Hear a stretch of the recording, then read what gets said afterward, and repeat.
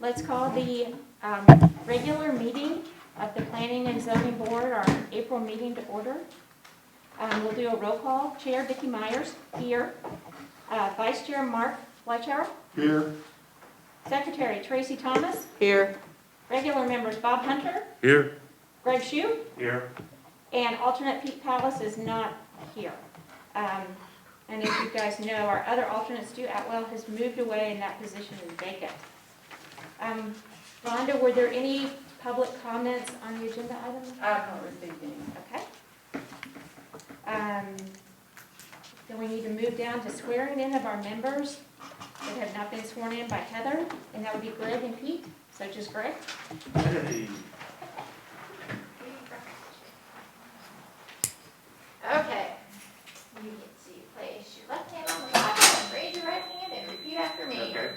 I state your name.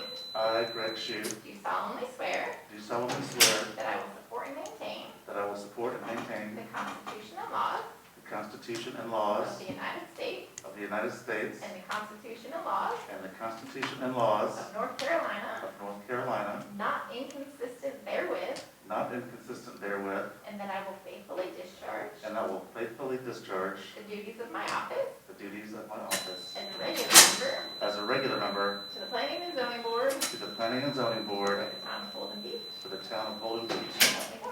So help me God. Congratulations. Thank you. I need you to sign this for me right here. Thank you. Thank you. Okay, moving on to number 5. Discussion and possible action on North Carolina General Statutes Chapter 160D, update, consideration of consistency statement. So I'm just going to read this real quick for a description. The new Chapter 160D of the North Carolina General Statute consolidates current city and county enabling statutes for development regulations. They're now in Chapters 153A and 160A into a single unified chapter. Chapter 160D places these statutes into a more logical, coherent organization. While the new law does not make major policy changes or shifts in the scope of the authority granted to local governments, it does provide many clarifying amendments and consensus reforms that will need to be incorporated into local development regulations.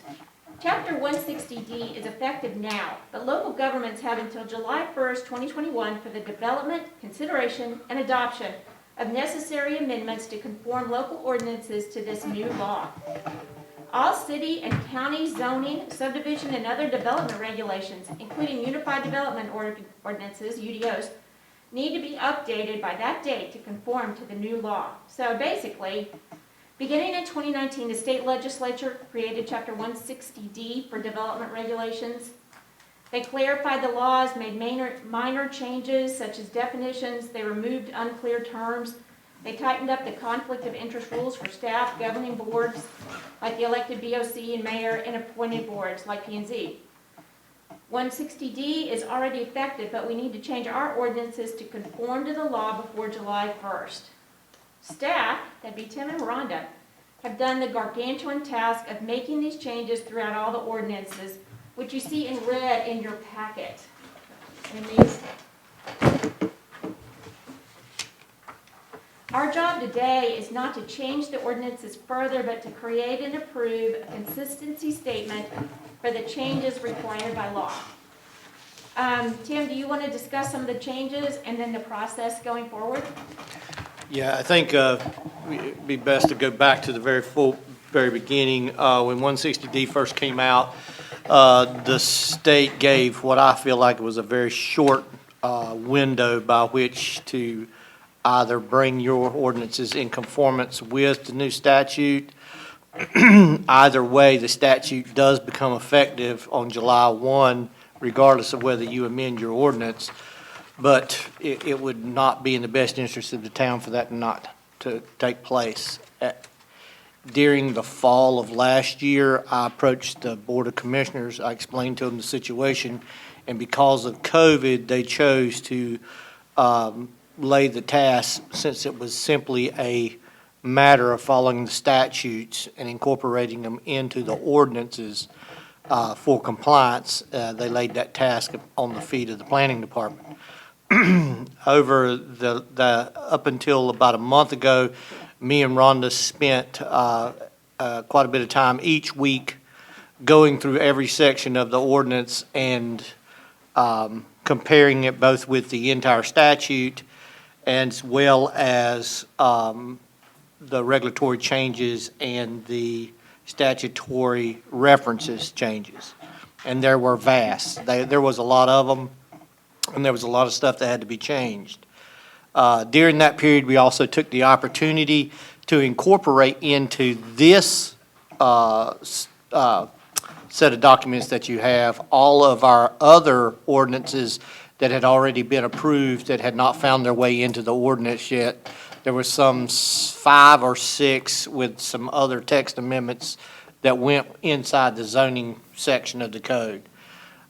Through the process, we realized that since we don't have a truly unified development ordinance, that we also had to go out into other sections of the ordinance, which I will bring up with the Board of Commissioners outside of the Planning and Zoning Board's official capacity, whereby some of those changes either had to be referenced there or changed there, because they were actually in those sections as well. In other words, our stuff's not compacted into our planning, land use only section. We then, once we reviewed it, once we reviewed it, we sent it to the town attorney, who also went through it and made some changes and made sure that it met the criteria of 160D and all of those requirements that were required. It's now before y'all for a consistency statement as to whether or not it is consistent with the land use plan, which it is. I've actually reviewed it. What I would like to say is that the document, as you can see, where it has red and it's got some redacted, there's blue and some redacted. There were no changes other than those changes that were required by the statute. In other words, there's been no substantive changes whatsoever other than references to the new statutes, the required implementation of, I want to say, 5 or 6 items that had to be placed in there. There may have been more, I can't remember. But we went through and made sure that every item that was supposed to be in our ordinance is now in there. And so that's what the attorney was checking. It has been quite a task to get it here. It's been more of a concern as to whether it would be accurate, but it is. I've reviewed it twice. I can't find anything wrong with the ordinance as it sits that would make it indifferent to what it was before. So it's presented to y'all to determine whether or not you want to say it's consistent or not consistent, but staff feels it's consistent. Okay, I just wanted to point out that the school government has been working on this for several years now because it's been an ongoing thing, as Tim described. I printed out just the checklist of changes that needed to be done. It's 15 pages, 15 little pages of stuff that had to be done. I also bought the book from them, Chapter 160D, and read through it to make sure that I understood it. Because I know you guys have worked with me long enough to know that I'm going to understand it. So I also went through all this, and I agreed that it was consistent. So I did a draft consistency statement saying that I thought it was consistent. So if you guys would like, I can read that to you. Rhonda, are there copies or anything? Of, The consistency statement? I didn't receive that. Okay. Do you want me to make you a few? I can make you a few. Let me make some. You gotta make some copies. I'll make some copies if I can. I knew there was something I was supposed to tell you today. Yeah, I was supposed to, I sent it to Tim to review, to make sure that I had it. and I said it was fine and didn't forward it to Rhonda. they changed a little bit about the way consistency statements are done. We still need to do one for everything that would fall under our purview. And then we send that to the commissioners again with our recommendations, but they've also sort of tweaked it a little bit, the way we can make motions and the way we have to determine that it's reasonable. So put all that in the consistency statement. It reads awkwardly, but that's how it needs to read. So,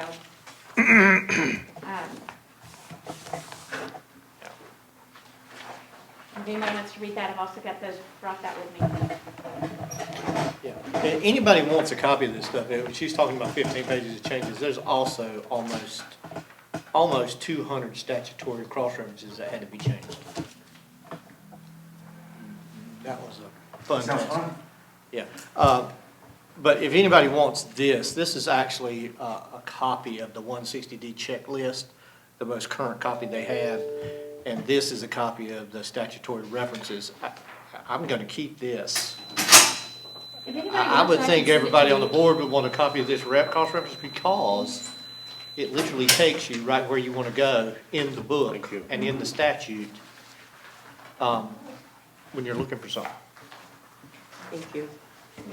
If you look at the front page, you'll see what I'm talking about. See how it's listed there? Oh, yeah.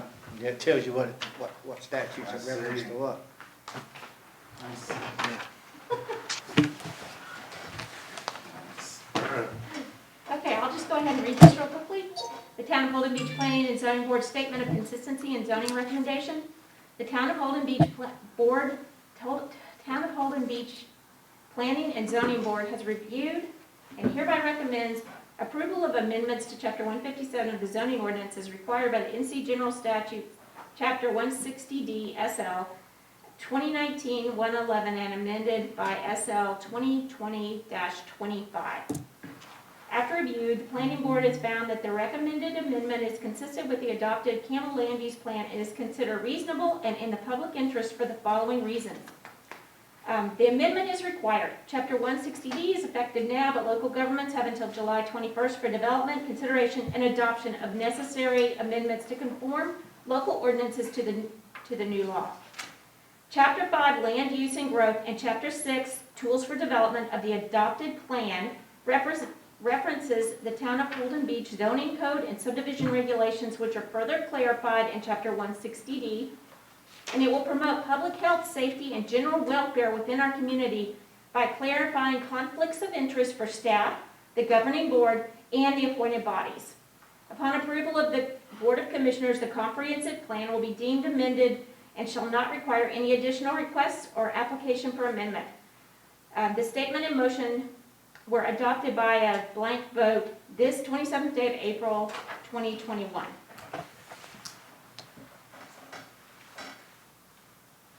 So, does anybody have any comments or suggestions, changes?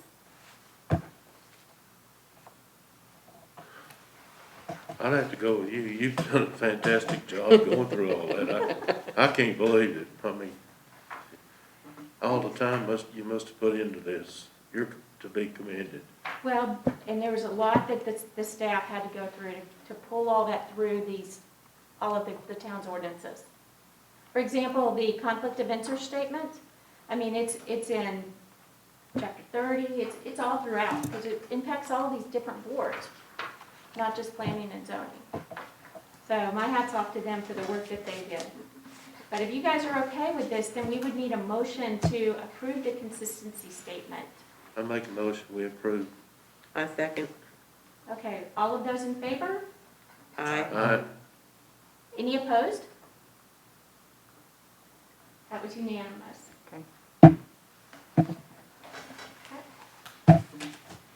Nice job, Tim and Rhonda. Thank you. Yeah, Looks like a lot of work. yeah, I'd like to go on record as expressing gratitude for Tim and Rhonda's work as well as Vicki. Thank you. Sure.